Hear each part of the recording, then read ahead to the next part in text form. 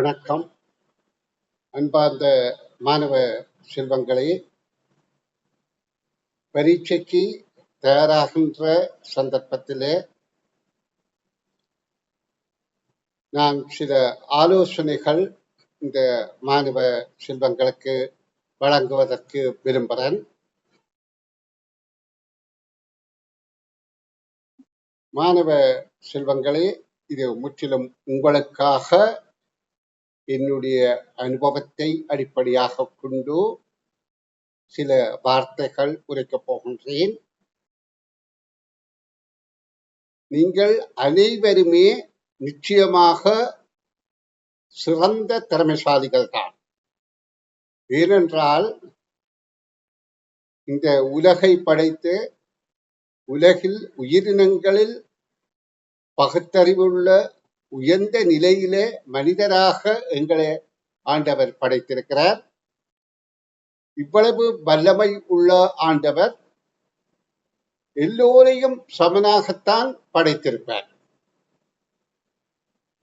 அப்படி இருக்கின்ற போது இந்த பரீட்சைகள்ல நாங்கள் கூடுதலான குறைவான புள்ளிகள் பெறுகின்றோம் என்றால் அதற்கு ஏதோ ஒரு காரணம் இருக்கின்றது என்று யோசித்து பார்த்தால் எங்களுடைய முயற்சிதான் அங்க முக்கியத்துவம் என்பது எங்களுக்கே தெரிய வரும். இப்ப உங்களுக்கு நன்றாக தெரியும், எல்லோருமே எல்லாம் செய்ய முடியும்.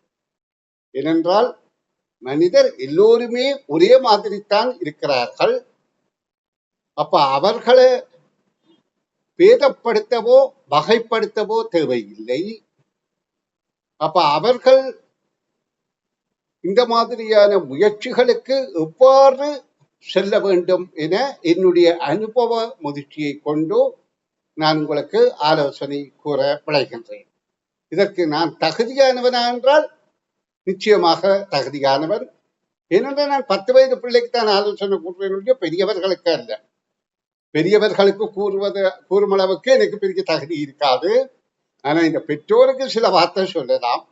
மற்றபடி உங்களை போன்ற 10 வயது பிள்ளைக்கு ஆலோசனை சொல்வதற்கு எனக்கு நிறைய அனுபவம் இருக்கின்றது. காரணம் என்னென்றால் நீண்ட காலமாக நான் 10 வயது பிள்ளைகளுக்கு பயிற்சித்தாள்கள் வகுப்பு என்று எடுத்து அவர்களோடு நேரடியாக தொடர்பு கொண்டு கொண்டிருக்கிறேன். அப்ப எனக்கு இதுல நிறைய அனுபவம் இருக்கும். உங்களுக்கு ஆலோசனை சொல்றது அந்த முறையில உங்களை பரீட்சை அண்மிக்கின்ற சந்தர்ப்பத்தில உற்சாகமூட்டி நல்ல பெறுபேறு பெற உங்களை வழிகாட்டும் நோக்கோடு தான் இந்த காணொலியை நான் பதிவேற்றம் செய்கின்றேன். இதை பார்ப்பதன் மூலம் நிச்சயமாக நீங்க இந்த ஆலோசனைகளை பின்பற்றுவீர்களாக இருந்தால் உங்கள் புள்ளிகளில் நீங்க பெறக்கூடிய புள்ளிகள், இதுவரையில நீங்க முயற்சி செய்து பெறக்கூடிய புள்ளிகள்ல இன்னும் ஒரு மேலதிகமாக 5-10 புள்ளிகளை பெறுவதற்கு வழிகாட்ட முடியும் என நிச்சயமாக சொல்றோம். இப்ப நாங்க முதல்ல பார்ப்போம், பரீட்சை செய்ய போறோம். பரீட்சை என்றால் என்ன? உங்களோட திறமைகளை வெளிக்காட்டுறதுக்கான சந்தர்ப்பம். உங்களை திறமைகளை அளவிட்டு பார்க்கிற ஒரு அளவுகோல், அதாவது உங்களுடைய ஆற்றல். அப்ப உங்கள்கிட்ட நிச்சயமாக ஆற்றல் இருக்கும், இல்லையென்று இல்லை. அதை வெளிக்காட்டுகின்ற முறைதான் உங்களுக்கு தெரியவில்லை. அதை எவ்வாறு வெளிக்காட்ட வேண்டும்? நீங்க பரீட்சைய ஏற்கனவே பரீட்சை செய்தவர்கள் பெற்ற அனுபவங்களை அடிப்படையாக வைத்து, அதாவது ஒரு காட்டு வழி பாதையில ஒருவர் போகிறார் என்றால் அவர் புதிதாக ஒரு வழிப்பாதையை உருவாக்க மாட்டார். ஏற்கனவே அந்த பாதையிலே மக்கள் சென்ற பாதைகள் அடிச்சுவடிகளை பின்பற்றித்தான் அவர் செல்வார். ஏனென்றால் அப்பதான் அவருக்கு கல்லு முள்ளு குத்தாம பாதுகாப்பாக செல்ல முடியும் காட்டு வழி பாதையில. இதே மாதிரி இந்த பரீட்சையிலையும் நீங்கள் வெற்றியை நோக்கி செல்ல வேண்டுமாக இருந்தால் உங்களுடைய அண்ணாமார் அக்காமார் செய்த முயற்சிகளை, அவர்கள் செய்த செயல்களை நாங்க நன்றாக உன்னிப்பாக அவதானித்து அதிலும் வெற்றியடைந்தவர்கள் செய்த முயற்சிகளை நாங்க பார்வையிட்டு செய்தல் வேண்டும். அதாவது அவைந்த வழித்தடத்தை நாங்க பின்பற்ற வேண்டும். அவர்கள் வகுப்புகள்ல மிகுந்த ஆர்வம் காட்டினார்கள். மிக ஆசிரியர்கள் சொல்வதை முழு சிரத்தையோட கவனமாக கேட்டார்கள். நிறைய வாசித்தார்கள். நிறைய பயிற்சிகள் செய்தார்கள். பரீட்சையில் சிறந்த பெறுபேறு பெற்றார்கள். இதில் முக்கியத்துவம் என்னென்றால், அவர்கள் இறுதி கட்டத்திலே என்ன செய்தார்கள் என்றால், நிச்சயமாக அவர்கள் கடந்த கால அரச பரீட்சை தாள்களை பார்த்துத்தான் புது பரீட்சையை எதிர்கொண்டிருப்பார்கள்.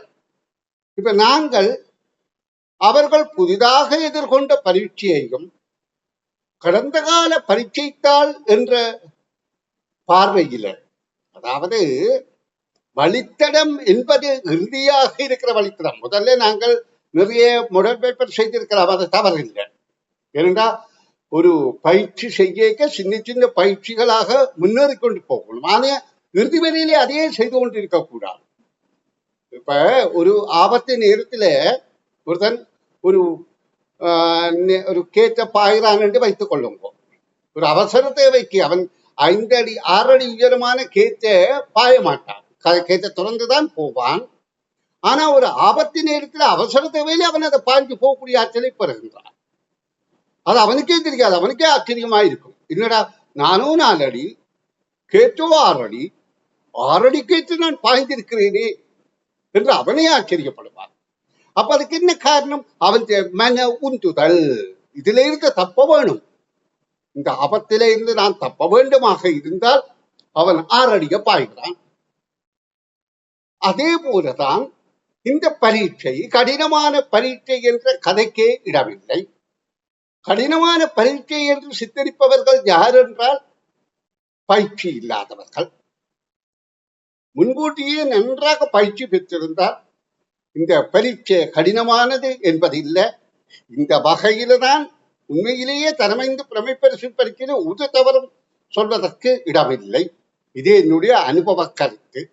ஏன்னா 10 வயது பிள்ளை 10 வயது பிள்ளை செய்யும். ஏன் இதுல திறமையான பிள்ளையை தான் தெரிவு செய்யணும். இது போட்டி தான். இது சும்மா வகுப்பேற்ற பரீட்சை இல்லை. வகுப்பேற்ற பரீட்சை என்றால் பிள்ளைக்கு பாடம் விளங்கி இருக்கிறான்னு சோதிக்கிறது. இது அந்த பிள்ளைன்ற திறமையை பார்க்கிறது. அப்ப இந்த பரீட்சை இந்த மாதிரி தான் இருக்கும். நீங்க எவ்வளவுதான் கத்தினாலும் கொண்டாலும் அந்த நேரத்துக்கு ஆறுதலாக அவர்கள் சொல்றார்கள், அடுத்த பரீட்சை இலகுவாக பெறப்பட்டு. இது குழந்தைகளை ஏமாற்றுவது போல அடுத்த பரீட்சை இலகுவா பெறும் என்று சொல்லிவிட்ட உடனே அந்த பிள்ளை என்ன செய்யுது, அதோட படிக்கிற தன்மையை குறைத்து கொள்ளுது. அப்படி இல்லை, வரவரை கடினம் போலதான் இருக்கும், கடினம் அல்ல. அதை வெற்றி கொள்ற திறமை எங்கள்ல இருக்கின்றது. அந்த திறமையை நாங்கள் வெளிக்காட்ட வேண்டும். இப்ப உங்களுக்கு நாம சொன்ன மாதிரி உங்கள் அண்ணா அக்காமார் இறுதியாக செய்த முயற்சி என்னென்றால், கடந்த கால அரச பரீட்சை தாள்களை செய்ததுதான் அவர்கள் அடைந்த, அதாவது அவர்கள் கண்ட வழிப்பாதை. அவர்கள் போன வழிப்பாதையில போய் நாங்களும் வெற்றியடைய வேண்டுமாக இருந்தால் நிச்சயமாக முடியும். அன்பு குழந்தைகளே, உங்களால முடியாதது என்றல்ல, உங்களால் முடியும். அந்த வழியில என்னால் கூறக்கூடியது, இறுதிக்கட்ட நேரத்தில் சும்மா தேவையில்லாத மாடல் பேப்பர்களை, தேவையில்லாத கேள்விகளை மற்றவர்கள் சொல்ல கேட்டு போட்டு உருட்டி மனதை ஏமாற்றி கொண்டிருக்காமல், பரீட்சையை கோட்டை விட்டு விடாமல், கடந்த கால அரச பரீட்சை தாள்களை நாங்கள் கவனமாக பின்பற்றுவோமாக இருந்தால், அதாவது அந்த பரீட்சை தாள்களில் உள்ள உள்நுட்பங்களை அறிந்து வாசித்து விளங்கி செய்து விடைகளை பார்த்து, கடந்த கால பரீட்சை தாள்னா உங்களுக்கு விடைகளும் இருக்கிறது, ஒப்பிட்டு பார்க்கலாம். அந்த ஒப்பிட்டு பார்த்து சரியான விடையை எப்படி விடையளிப்பது என்பது ஊகித்து, அதாவது சிந்தியுங்கோ, கொஞ்சம் சிந்திக்க சிந்திக்க தானாக வரும். தோண்ட தோண்டத்தான் தண்ணி ஊறும். என்னாரு மேல வந்து தண்ணி அப்படியே தராது. எவ்வளவுக்கு தோன்றோமோ அவ்வளவுக்கு நிறைய தண்ணி வரும். அதே மாதிரி எங்களோட முயற்சியில தான் வெற்றி கிடைக்கும். அப்ப நீங்க இந்த பரீட்சைத்தாள்களை பார்க்க வேண்டும் என்பதை உங்களுக்கு ஞாபகமூட்டுவதற்காகவே நான் இந்த பரீட்சைக்கு அண்மித்த கால காணொலியை தெரிவு செய்திருக்கிறேன். உங்களுக்கு பதிவேற்றம் செய்கிறேன். அப்ப நீங்க சிறந்த பெறுபேறு பெற வேண்டும் என்றால் தயவு செய்து மீள மீள நான் சொன்னது, அரச பரீட்சை தாள்களை பாருங்கோ. இருந்தால் எங்களை போன்ற பல ஆசிரியர்கள் கற்பிக்கிறார்கள். உண்மையிலேயே ஆசிரியர்கள் கடவுள்கள். ஏனென்றால் அவர்கள் தானே தியாகம் செய்து உங்களை எவ்வளவு கஷ்டப்பட்டு கற்பிக்கிறார்கள். ஆனா ஒரே ஆசிரியர் சொன்னதை திரும்ப திரும்ப கேட்கிற போது உங்களுக்கு தினசரி ஒன்றையே கேட்டுக்கொண்டா கொஞ்சம் உற்சாகம் இல்லாமல் போறது, அதாவது சலிப்பு தட்டுறது நியாயம்தான். அதற்காகத்தான் நான் அந்த ஆசிரியர்ல ஒரு வித்தியாசமான ஆசிரியராக இருந்து கொண்டு இன்றைய தினம் உங்களுக்கு இந்த ஆலோசனை சொல்றேன். இப்ப நீங்க நல்ல மனதோட செயலை செய்தால் நிச்சயமாக வெற்றி கிடைக்கும். அதாவது ஒரு மனிதன் 2 வகையில செயற்படுறார். ஒன்று உடல், மற்றது மனம்.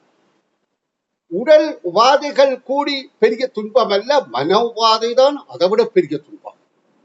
ஏனென்றால் மனம் உடலுக்கு ஏற்படுற துன்பங்களை கஷ்டங்களை எல்லாம் மனம் நினைத்தால் சிம்பிளா கழித்துவிடும். ஏன் நீங்க உதாரணத்தை பாருங்க, நீங்க விளையாட விரும்புகிறீர்கள், விளையாட்டு மைதானத்தில் போய் விளையாட விரும்புகிறீர்கள். ஆனா விளையாட்டு அதே நேரம் ஒரு பயிற்சியை செய்கின்றால், உடற்பயிற்சியை செய்கின்றால் அது உங்களுக்கு சோம்பலாயிருக்குது. ஆனா விளையாடுவது உற்சாகமாயிருக்கு. ஆனா 2 ஒன்று தான். விளையாடுவதும் உடற்பயிற்சியும் ஒரு செயற்பாடு தான் உடலை பொறுத்தவரை. ஆனா நீங்க விளையாட்ட விரும்புகிறீர்கள், உடற்பயிற்சியை வெறுக்கிறீர்கள் என்றால் அதுக்கு என்ன காரணம்? உங்களோட மனம்தான். எப்படி? உடற்பயிற்சி என்பது ஒரே செயலை திரும்ப திரும்ப செய்து கொண்டிருக்கிறது. விளையாட்டு என்பதும் ஒரே செயல்தான். ஆனால் நீங்க பலரோடு சேர்ந்து, நண்பர்களோடு சேர்ந்து உல்லாசமாக உங்களோட மன எழுச்சியோடு செய்கிறீர்கள். அப்போ அது உங்களுக்கு மிகுந்த ஆர்வமாக, மிகுந்த அதாவது விருப்பக்குரியதாக மாறுகின்றது. அப்ப நான் உங்களுக்கு சொல்றது, இப்ப அதற்காக நீங்கள் இப்ப நண்பர்களை எல்லாம் தேடி பிடிச்சு இந்த எக்ஸாம் பேப்பர்களை பத்தி கதைச்சு விசனப்பட வேண்டாம்.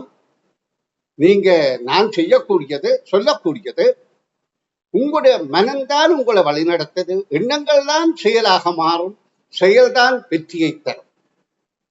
அப்ப நீங்க இறுதி கட்டத்துல இருக்கின்றபடியால் நீங்க அரச பரீட்சை தாள்களை திரும்ப திரும்ப பாருங்க. கிட்டத்தட்ட 95 இருந்து இதே மாதிரி தானே பரீட்சை வருது. கொஞ்சம் கொஞ்சம் வித்தியாசமே ஒழிய பரீட்சை அது ஒரே மாதிரி தான் இருக்குது. அப்ப வர வர கடினமா இருக்கிற மாதிரி தெரியுது. ஏனென்று சொன்னா அவர் திறமையான மாணவரே இல்லை, தெரிவு செய்ய வேண்டியிருக்கு. ஏனென்றால் ஒவ்வொரு முறை பரீட்சையிலும் 190க்கும் மேல புள்ளி எடுக்கிறவன் நிறைய பேர் வருகிறார்கள். வெட்டு புள்ளி எல்லாம் ஒரு அதிகபட்சமாகத்தான் இருக்கின்றது. இப்ப 90, 95 வெட்டு புள்ளியா வரல, 150 கிட்ட வருது. அப்ப என்ன காரணம்? பிள்ளைகள் எல்லாம் திறமைசாலியாக மாறிக்கொண்டிருக்கிறார்கள். அப்ப நீங்களும் அப்படியாக மாறி இந்த போட்டியில வெற்றி பெற வேண்டும் என கூறி உங்கள் மனதை அதாவது நல்ல வழியில செயற்படுத்தி கடந்த கால அரச பரீட்சை தாள்களை செய்து வெற்றி பெற வேண்டும் என மிக ஆழ்ந்த உன்னத கருத்தோட உங்களிடம் வேண்டிக் கொள்கின்றேன். எங்கள் தமிழ் மொழி மூல பரீட்சை செய்கின்ற மாணவ செல்வங்களே, நீங்கள் சிறந்த பெறுபேறு பெற வேண்டும் என்றால் தொடர் முயற்சி செய்யுங்கோ. அதாவது இறுதி கட்டத்திலே கடந்த கால அரச பரீட்சை தாள் வினாக்களுக்கு விடையளிக்கிற முயற்சியில ஈடுபடுங்கள் என வேண்டிக் கொண்டு இந்த காணொலியை நிறைவு செய்கின்றேன். உங்கள் நல்ல மனதை பரிசோதிப்பதாக இந்த காணொலியை நீங்கள் மட்டும் பார்த்து விடாமல் மற்ற மாணவர்களுக்கும் ஷேர் பண்ணுவதன் மூலம் உங்கள் உன்னதமான குணம் மேலோங்கும். அது மட்டுமல்ல, உங்களுக்கு ஒரு இந்த விடயத்துல நல்ல கருத்து ஏற்படும் என்பதை நிச்சயமாக சொல்லிக்கொண்டு இதை மற்றவர்களுக்கும் ஷேர் பண்ணுங்கோ. இது உங்களுக்கு பிடித்திருந்தால் நிச்சயமாக இதை லைக் பண்ணுங்கோ. என்னடா லைக் பண்ணதான் பல பேருக்கும் காட்டும். அதை செய்யுங்கோ என கேட்டுக்கொண்டு உங்களிடமிருந்து உங்கள் வெற்றியை உறுதி செய்ய வழிகாட்டி விடைபெறுகின்றேன். நன்றி.